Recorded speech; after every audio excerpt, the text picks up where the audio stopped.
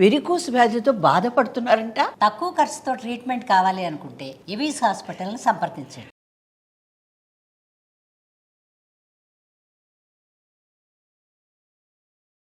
అమ్మ నమస్తే. నమస్తే అమ్మా. అమ్మ, దేవుడికి కొబ్బరికాయ కొట్టినప్పుడు కొన్ని సందర్భాల్లో పువ్వు కనిపిస్తుంది. అవునమ్మా. చాలా సంతోషం అనిపిస్తుంది. కొన్ని సందర్భాల్లో కొట్టిన కాయ కుళ్ళిపోతుందమ్మా. అప్పుడు ఒకలాంటి భయం అనిపిస్తుంది. అసలు ఈ రెండు సందర్భాల్ని ఎలా తీసుకోవాలి? అమ్మ, కాయలో పువ్వు వచ్చింది అంటే దాన్ని పువ్వు అంటాం కానీ అది మొలక అనమాట. అందువల్ల ఏదైనా ఒక మొలక వచ్చిందంటే మంచిది అన్న ఉద్దేశంలో తీసుకుని, అది కాలాన్ని బట్టి ఎప్పుడు పడితే అప్పుడు రాదు కదా.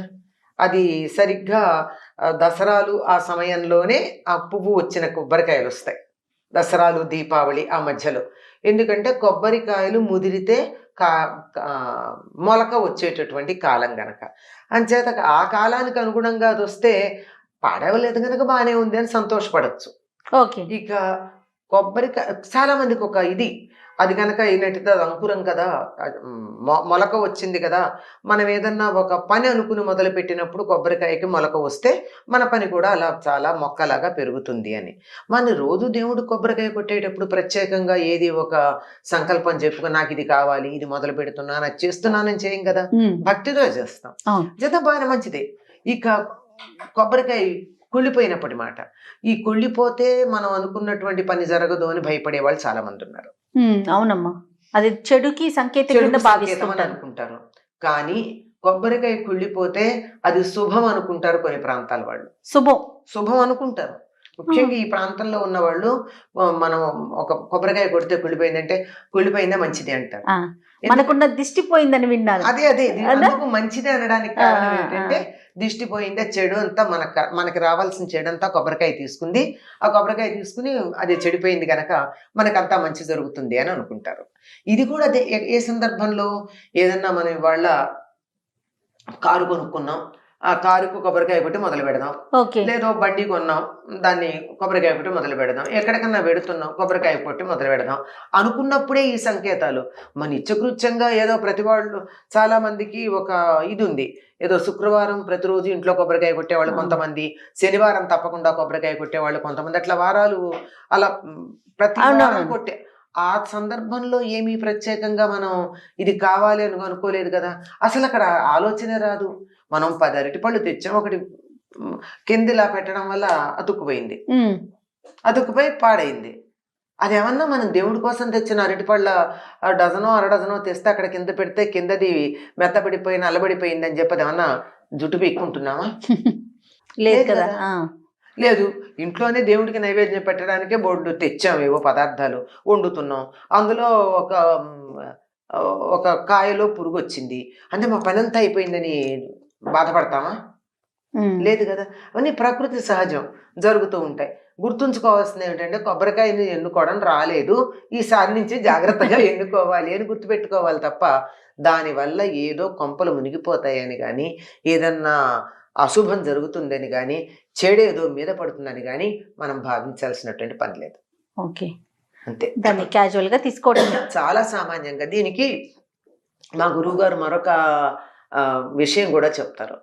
అది కూడా మనం పర్సనల్గా తీసుకుంటేనే బాధపడుతున్నాం కానీ లేకపోతే కాదు. ఆయన చెప్పిన ఉదాహరణ చెప్తున్నాను, నాది సొంతం కాదు. మన ఇంట్లో ఏదో ఒక శుభకార్యం మొదలు పెడుతూ కొబ్బరికాయ కొడితే అది కుళ్ళిపోతే బాధపడుతున్నావా? అదే ఆఫీస్లో కొడితే బాధపడతావా? ఏదో ఆఫీస్లో దసరాల్లో చాలామంది పూజలు చేస్తుంటారు, ఏదో వినాయక చవితికి పూజ చేస్తారు, ఇంకెప్పుడో చేస్తారు. చేసినప్పుడు ఒక కొబ్బరికాయ కొట్టారు, కుళ్ళిపోయింది, ఎవరు బాధపడతారు? ఎవరు బాధపడరు. ఇంకోటి తీసుకురండిరా అంటారు, అంతేనా?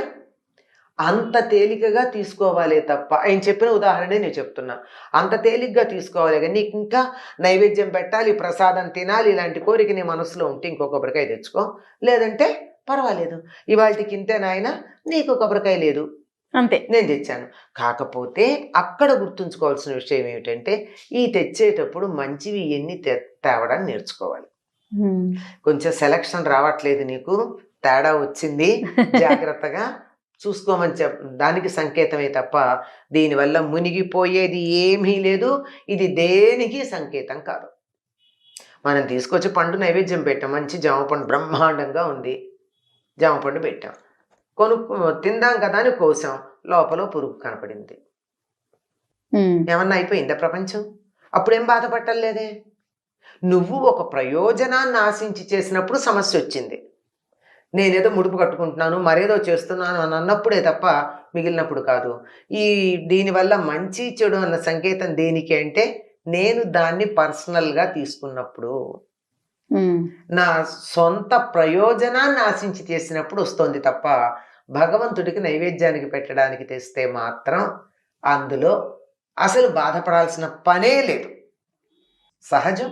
అంతే. కొబ్బరికాయల్లో ఒకటి కుళ్ళడం తప్పేముంది? కుళ్ళింది, నీకు సరైంది తీసుకురావడం చేతకాల, అంతే. జాగ్రత్త పడు. లేదు కదా. లేదు, ఇంట్లోనే దేవుడికి నైవేద్యం పెట్టడానికే బోర్డు తెచ్చాము, ఏవో పదార్థాలు వండుతున్నాం, అందులో ఒక కాయలో పురుగు వచ్చింది అంటే మా పని అంతా అయిపోయిందని బాధపడతామా?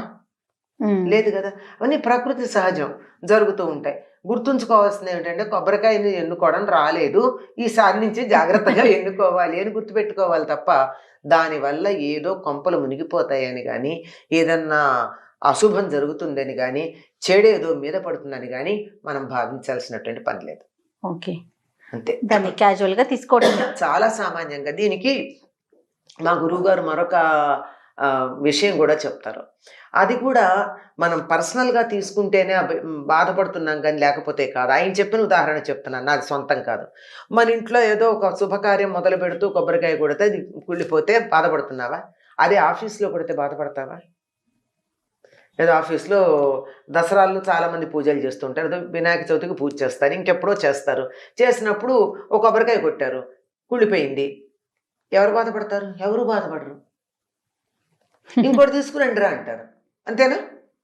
అంత తేలికగా తీసుకోవాలే తప్ప, ఆయన చెప్పిన ఉదాహరణే నేను చెప్తున్నా, అంత తేలిగ్గా తీసుకోవాలి. కానీ నీకు ఇంకా నైవేద్యం పెట్టాలి, ప్రసాదం తినాలి, ఇలాంటి కోరిక నీ మనసులో ఉంటే ఇంకో కొబ్బరికాయ తెచ్చుకో, లేదంటే పర్వాలేదు, ఇవాళకి ఇంతే నాయన, నీకు కొబ్బరికాయ లేదు, అంతే, నేను తెచ్చాను. కాకపోతే అక్కడ గుర్తుంచుకోవాల్సిన విషయం ఏమిటంటే, ఈ తెచ్చేటప్పుడు మంచివి ఎన్ని తేవడానికి నేర్చుకోవాలి. కొంచెం సెలక్షన్ రావట్లేదు, నీకు తేడా వచ్చింది, జాగ్రత్తగా చూసుకోమని దానికి సంకేతమే తప్ప దీనివల్ల మునిగిపోయేది ఏమీ లేదు. ఇది దేనికి సంకేతం కాదు. మనం తీసుకొచ్చి పండు నైవేద్యం పెట్టాం, మంచి జామ పండు బ్రహ్మాండంగా ఉంది, జామ పండు పెట్టాం, తిందాం కదా అని కోసాం, లోపల పురుగు కనపడింది. ఏమన్నా అయిపోయిందా ప్రపంచం? అప్పుడేం బాధపట్టలేదే. నువ్వు ఒక ప్రయోజనాన్ని ఆశించి చేసినప్పుడు సమస్య వచ్చింది. నేనేదో ముడుపు కట్టుకుంటున్నాను, మరేదో చేస్తున్నాను అని అన్నప్పుడే తప్ప మిగిలినప్పుడు కాదు. దీనివల్ల మంచి చెడు అన్న సంకేతం దేనికి అంటే, నేను దాన్ని పర్సనల్గా తీసుకున్నప్పుడు, నా సొంత ప్రయోజనాన్ని ఆశించి చేసినప్పుడు వస్తుంది తప్ప భగవంతుడికి నైవేద్యానికి పెట్టడానికి తెస్తే మాత్రం అందులో అసలు బాధపడాల్సిన పనే లేదు. సహజం. అంతే. కొబ్బరికాయల్లో ఒకటి కుళ్ళడం తప్పేముంది? కుళ్ళింది, నీకు సరైంది తీసుకురావడం చేతకాల, అంతే. జాగ్రత్త పడు. తప్పకుండా అమ్మా. నమస్తే. నమస్తే అమ్మ.